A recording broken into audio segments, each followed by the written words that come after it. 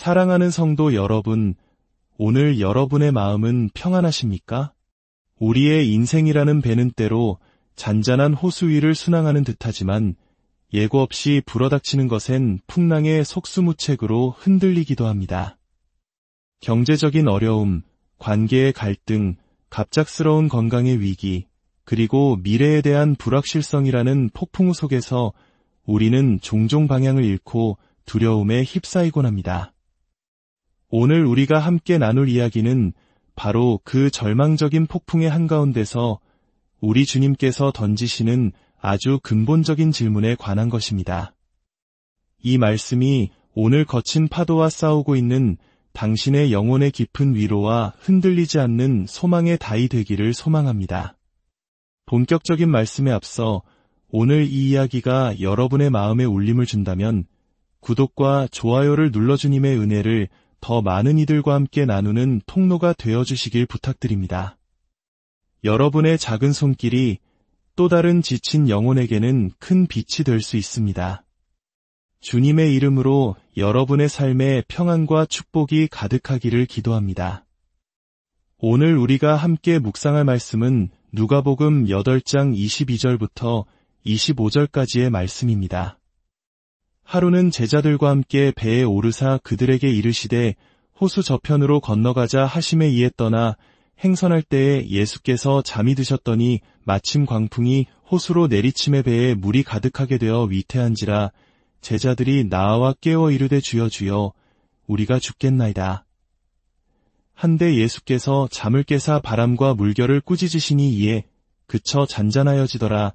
이에 제자들에게 이르시되 너희 믿음이 어디 있느냐 하시니 그들이 두려워하고 놀랍게 여겨 서로 말하되 그가 누구이기에 바람과 물을 명함에 순종하는가 하더라. 아멘. 우리는 이 짧은 이야기 속에서 너무나도 익숙한 우리 자신의 모습을 발견합니다. 주님과 함께 배를 타고 인생의 여정을 시작했지만 예기치 않은 광풍 앞에서 속절없이 무너지는 연약한 모습 말입니다. 오늘 이 이야기를 통해 우리는 영적 침체의 원인이 되는 믿음의 본질에 대해 깊이 탐구해보고자 합니다. 많은 크리스천들이 때때로 영적인 어려움과 불행에 빠지는 이유는 하나님께서 선물로 주신 믿음의 본질을 제대로 이해하고 사용하지 못하기 때문입니다. 하나님께서는 성령을 통해 우리에게 믿음이라는 선물을 주셨고 우리는 그 믿음으로 예수 그리스도를 구주로 영접하여 구원을 받았습니다. 하지만 구원받은 이후의 삶, 즉 믿음으로 살아가는 믿음의 여정은 전혀 다른 차원의 이야기입니다.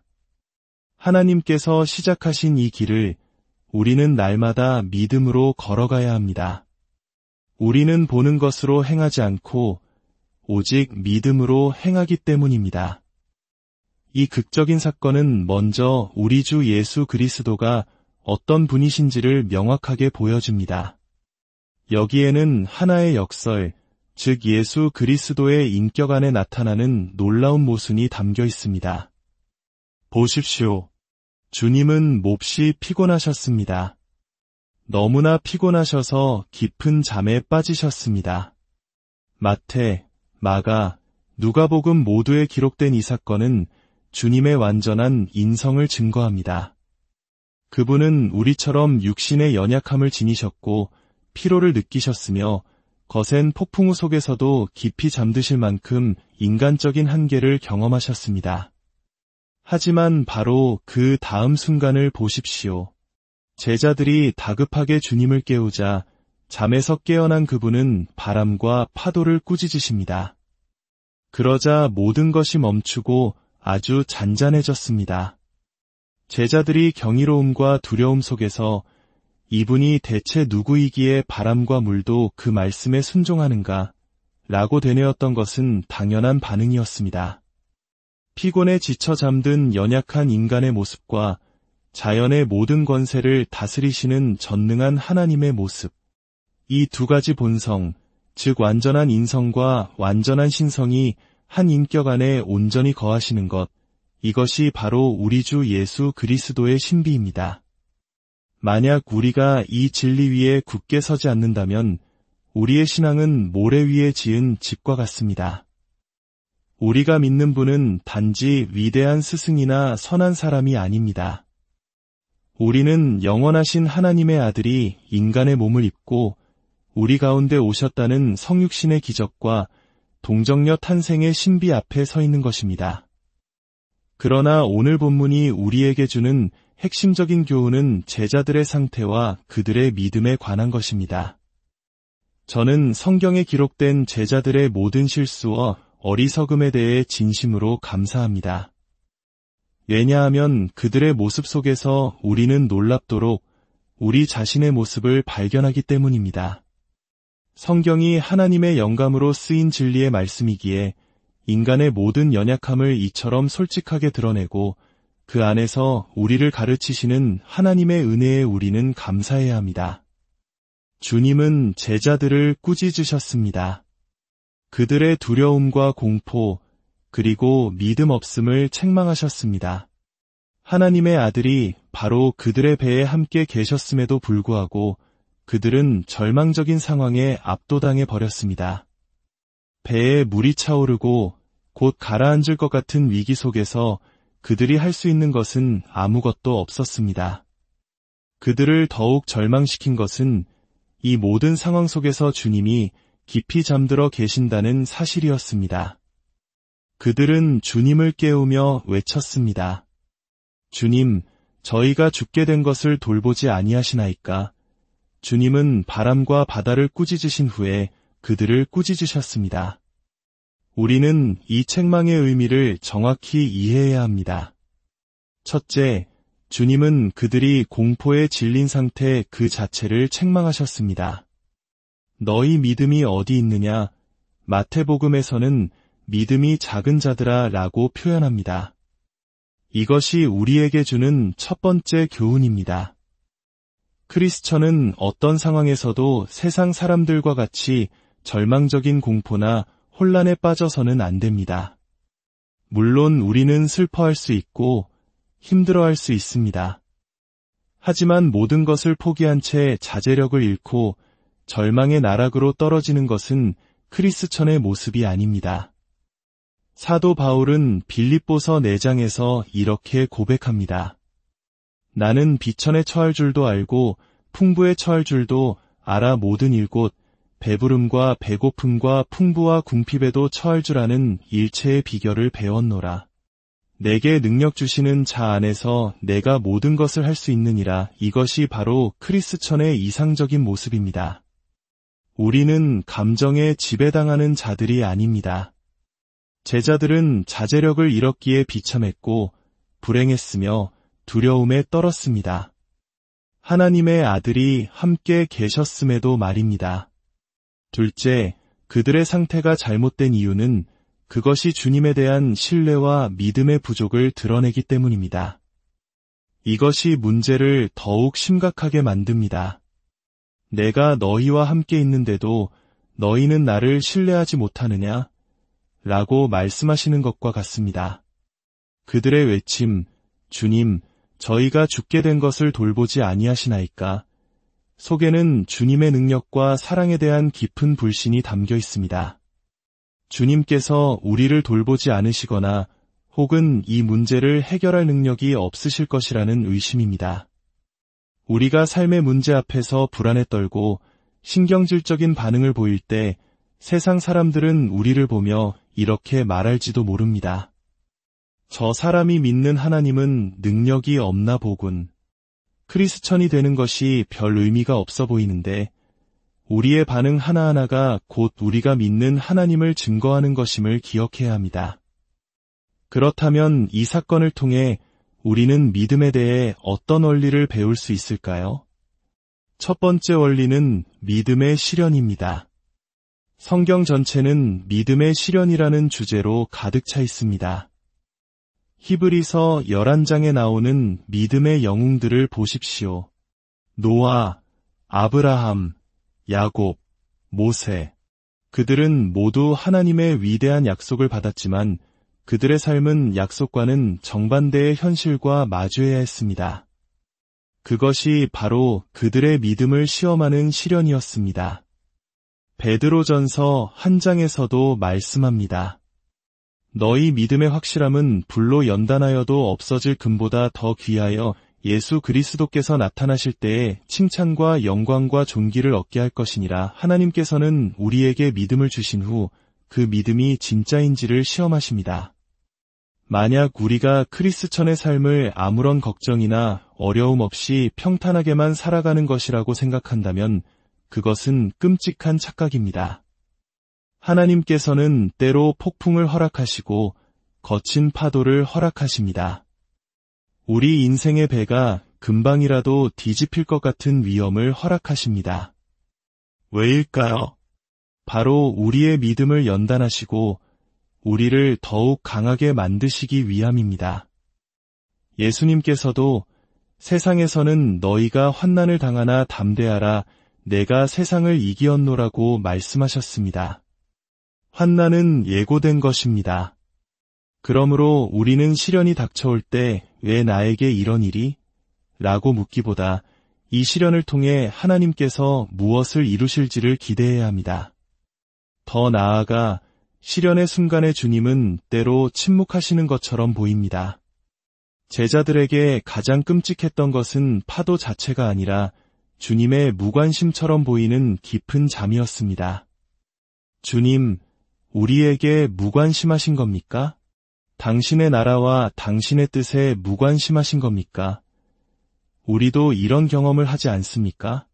하나님, 왜 악인이 형통하는 동안 신실한 제가 고통받도록 내버려 두십니까? 하나님, 왜 이토록 기도하는데도 응답하지 않으십니까? 왜 교회의 부흥을 허락하지 않으십니까? 우리는 마치 배 안에 있던 제자들처럼 하나님께 원망 섞인 질문을 던지곤 합니다. 하나님께서 이 모든 것을 허락하시고 때로는 침묵하시는 것처럼 보이는 것, 이것이 바로 우리 믿음의 시련의 본질입니다. 두 번째 원리는 믿음의 본질입니다. 너희 믿음이 어디 있느냐? 이 질문 속에 모든 해답이 있습니다. 이 질문은 그들에게 믿음이 전혀 없다는 뜻이 아닙니다. 주님은 그들이 믿음을 가지고 있다는 것을 알고 계셨습니다.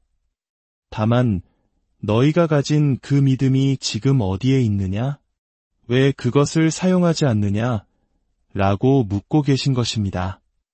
이것은 우리에게 믿음의 본질에 대한 중요한 통찰을 줍니다. 첫째, 믿음은 단순히 감정이 아닙니다. 감정은 상황에 따라 파도처럼 요동칩니다. 상황이 좋을 때 기뻐하고 감사하는 것은 누구나 할 수 있습니다. 그러나 믿음은 상황이 최악일 때에도 감정을 뛰어넘어 주님을 신뢰하는 것입니다. 둘째, 믿음은 자동 온도 조절 장치처럼 저절로 작동하는 것이 아닙니다. 많은 사람들이 믿음이 있으면 어떤 어려움이 닥쳐도 자동으로 평안이 유지될 것이라고 착각합니다. 만약 그렇다면 제자들은 결코 공포에 빠지지 않았을 것입니다. 그렇다면 믿음이란 무엇입니까? 믿음은 적극적인 활동입니다. 그것은 우리가 직접 사용하고 적용해야 하는 것입니다. 그렇다면 믿음을 어떻게 적용할 수 있을까요? 첫째, 상황에 지배당하기를 거부하는 것입니다. 믿음은 패닉에 빠지기를 거부하는 것입니다. 배에 물이 차오르고 파도가 몰아치는 상황 속에서 제자들은 그 상황에 완전히 압도당했습니다. 믿음을 적용한다는 것은 먼저 나는 이 상황에 굴복하지 않을 것이다. 나는 패닉에 빠지지 않을 것이다 라고 결단하는 것입니다. 스스로를 통제하고 감정에 휩쓸리지 않도록 자신을 굳게 붙드는 것입니다. 둘째, 내가 알고 믿는 진리를 스스로에게 상기시키는 것입니다. 제자들은 잠시 멈춰서 이렇게 생각했어야 했습니다. 잠깐만, 우리 배에는 물을 포도주로 만드시고 눈먼 자를 보게 하시고 죽은 자도 살리시는 분이 함께 계시지 않은가? 그런 분이 이 풍랑 속에서 우리와 함께 익사하도록 내버려 두실 리가 없어. 그분은 우리를 사랑하시고 우리의 머리털까지 다 세신다고 말씀하셨어. 이것이 믿음의 추론 방식입니다. 끔찍한 현실을 인정하지만 그러나 하나님은 살아계시다고 선포하는 것입니다. 상황은 최악이다. 그러나 나의 하나님은 이보다 더 크시다. 우리가 원수 되었을 때에도 독생자를 십자가에 내어주신 그 사랑을 기억하십시오. 그 크신 사랑을 베푸신 하나님께서 이제 자녀가 된 우리를 이 작은 폭풍우 속에 버려두시겠습니까? 로마서 5장 10절의 논리는 필연적입니다. 곧 우리가 원수 되었을 때에 그의 아들의 죽으심으로 말미암아 하나님과 화목하게 되었은즉 화목하게 된 자로서는 더욱 그의 살아나심으로 말미암아 구원을 받을 것이니라. 믿음은 바로 이 진리를 붙드는 것입니다. 셋째, 그 진리를 바로 지금의 특정한 상황에 적용하는 것입니다. 너희 믿음이 어디 있느냐? 는 질문은 바로 이것을 의미합니다. 너희가 알고 있는 그 모든 진리를 지금 이 풍랑에 가져와 적용하지 않느냐? 하나님을 사랑하는 자, 곧 그의 뜻대로 부르심을 입은 자들에게는 모든 것이 합력하여 선을 이룬다는 사실을 이 상황에 적용해야 합니다. 지금 당장은 모든 것이 이해되지 않을 수 있습니다. 짙은 구름에 가려 주님의 얼굴이 보이지 않을 수도 있습니다. 하지만 우리는 압니다. 그 구름 뒤에서 주님은 여전히 미소 띤 얼굴로 우리를 지켜보고 계시다는 것을. 마지막으로 그 믿음을 굳건히 붙드는 것입니다. 마귀는 계속해서 우리를 공격하고 의심의 파도를 보내올 것입니다. 그러나 우리는 최악의 상황이 닥쳐와도 좋다. 나는 내가 믿는 이 진리 위에 굳게 서겠다라고 선포하며 버텨내는 것입니다. 마지막 세 번째 원리는 아무리 작고 연약한 믿음이라도 그 가치는 엄청나다는 것입니다. 보십시오. 제자들의 믿음은 형편없었습니다. 그들은 불평했고 의심했고 두려워했습니다. 하지만 그들의 작고 연약한 믿음은 가장 중요한 한 가지를 해냈습니다. 바로 예수님께로 나아간 것입니다. 그들은 결국 자신들의 힘으로는 아무것도 할 수 없음을 인정하고 주님을 깨웠습니다. 우리가 연약한 믿음으로라도 주님께 나아갈 때 주님은 우리를 만나주십니다. 물론 우리의 믿음 없음을 책망하실 것입니다. 왜 더 굳게 서지 못했느냐? 왜 나를 더 신뢰하지 못했느냐? 하시며 실망감을 표현하실 것입니다. 그러나 복되신 주님의 이름, 주님은 책망하실지언정 결코 우리를 내치지 않으십니다. 그분은 우리를 받아주시고 우리를 축복하시며 우리에게 평안을 주십니다. 바람과 바다를 꾸짖어 큰 고요함을 주셨던 것처럼 우리 영혼의 폭풍을 잠재우시고 우리가 그토록 갈망하던 평안을 주실 것입니다. 사랑하는 성도 여러분, 혹시 지금 시련과 문제와 유혹의 한가운데 서 계십니까? 이 시간을 여러분의 믿음을 증명하고 하나님께 영광을 돌릴 놀라운 기회로 삼으십시오.